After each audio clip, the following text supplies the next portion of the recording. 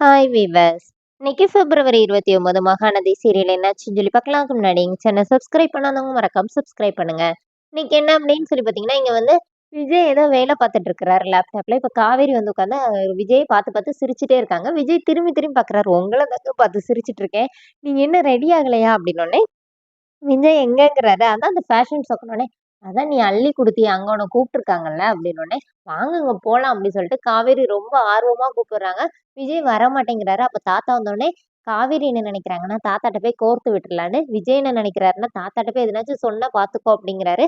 காவேரி ஓடி போய், என்ன தாத்தா இவரோட எனக்கு பெரிய தலைவலியா இருக்குது. ஒரு ஃபேஷன் ஷோக்கு வராரு. அங்க போனா நமக்கு எப்படி இது கிடைக்கும்? நம்ம வந்து தேவையில்லாம அ நம்ம வந்து புது ப்ராஜெக்ட் வந்து சீக்கிரமா ரீச் ஆகும். அங்க எத்தன பேர் வருவாங்க? நம்ம லோகோவெல்லாம் அங்கங்க போட்டு வச்சிருப்பாங்கல்ல. அதுலயும் நம்ம பாப்புலர் ஆயிற மாட்டோம். அப்படி இப்படின்னு சொல்லி தாத்தாவ வந்து பேச வைக்கிறாங்க. இப்ப தாத்தா வந்து விஜய் பக்கத்துல வந்து உட்காந்து, "என்னடா நீ அவ கரெக்ட்டா தானே சொல்றா. போயிட்டு வாடா. அவ்வளோதான் நீ கிளம்புற, போறன்னு" சொல்லிட்டு தாத்தா போயிடுறாரு. "உன்ன" அப்படின்னு சொல்லிட்டு, "உன்ன கல்யாணம் பண்ணது வந்து எனக்கு பிரச்சனை தான்" அப்படின்னு சொல்லிட்டு விஜய் கத்திட்டு போய் கிளம்ப போயிடுறாரு. இங்க குமரனும், கங்காவும் அதே ஷோக்கு வராங்க. வந்து உள்ள போய் பார்க்குறாங்க. அங்க நெறைய மாடல்ஸ்லாம் ரெடி ஆயிட்டு இருக்காங்க. அதெல்லாம் பார்த்தோனே, இவங்க 2 பேருக்கு என்ன செய்றதுன்னே தெரியல. ரிசப்ஷன்ல வர இவங்க கிட்ட கேட்குறாங்க. உங்களுக்கு மாடல்ஸ்லாம் ரெடியா இருக்கான்னோனே, இவங்க 2 பேரும் ஆமான்னு சொல்லிடுறாங்க. அவங்க என்ன நெனைக்கிறாங்க, ட்ரெஸ் அப்படின்னு சொல்லி நெனைக்கிறாங்க.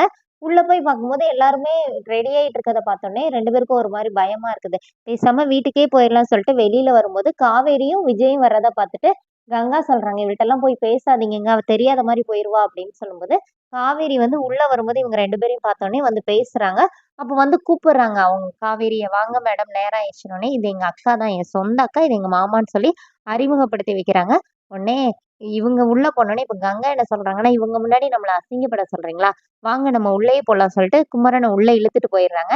இங்க என்ன ஆகுதுன்னா, விஜய தான் ஜட்ஜா உட்கார வச்சிருக்காங்க. இப்ப விஜய் வந்து அவங்கள கூப்பிட்டு என்ன சொல்றாருன்னா, இவங்க அக்கா, மாமா வந்து இங்க போட்டியில கலந்துக்கிறனால நான் ஜட்ஜா இருக்கல. வேற யாரையாவது வச்சுருங்க அப்டின்னோனே, இப்ப காவேரி என்ன சொல்றாங்கன்னா, அதுவும் நல்லதுதான். நீங்க அள்ளி அள்ளி மார்க் போட சொன்னா, எங்க அக்காவ பார்த்தோனே கம்மியா தான் போடுவீங்க. நீங்க இல்லாதது நல்லதுதான். அவங்களுக்கு தான் எப்படியும் பிரைஸ் கிடைக்கும் பாருங்க அப்டின்னு சொல்லிட்டு, காவேரி சொன்னோனே, இப்போ விஜய் என்ன சொல்றாருன்னா, நீ அதனால தான் காசு அள்ளி குடுத்துருப்ப. எனக்கு தெரியும்னு சொல்லிட்டு 2 பேருமா சண்டை போட்டுட்டு இருக்காங்க.